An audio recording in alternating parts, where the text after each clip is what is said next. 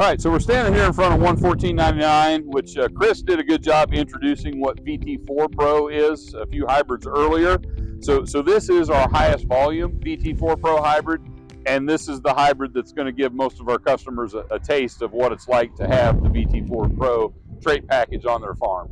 And I think really the agronomics and the yield potential of this hybrid combined with the trait. We talked about the really exceptional seed treatment package that comes along with the VT4 Pros. So lots of things that we like about this hybrid. It's been a hybrid that some people have been a little bit slow to get excited about.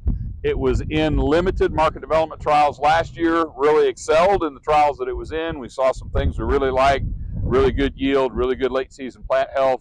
A lot of people haven't had a chance to see it yet. It's a trait package that Chris and I both think is a really good trait package for our geography, but it's not necessarily the trait package that people are asking for yet. Our hope is the performance of this hybrid and other VT4 Pro hybrids will help them request VT4 Pro a little more.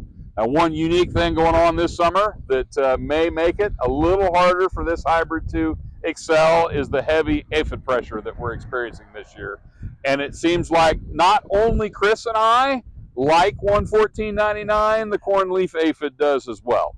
So generally speaking, we're finding higher populations of corn leaf aphids in certain hybrids. This is one that we typically find a little more pressure in. And if you were to walk into this plot, this is mid-May planted corn. Mid-May and later planted corn is what they're the heaviest in. Pretty easy to find aphid plants in this field. Now we're under kind of a low stress environment here. Don't know what the yield impact is going to be, but it's not going to be positive. We're hoping that it's not a big negative, but just something that we are observing and want to call it out. So let's talk a little bit about the hybrid.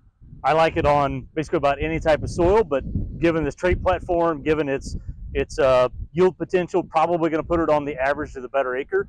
I think it's got the ability to maybe take a little bit of some of the heavier type soils. Generally does stretch a little bit taller with a little bit higher ear versus some other hybrids as well. I think Lance mentioned it. It's got very good late season intactness, integrity, stay green. It's got really nice grain to it. Some really nice top end. This actually was one of the highest yielding corn rootworm protected, if not the highest yielding corn rootworm protected hybrid we had in 2023. It actually outpaces a fair amount of our double pros.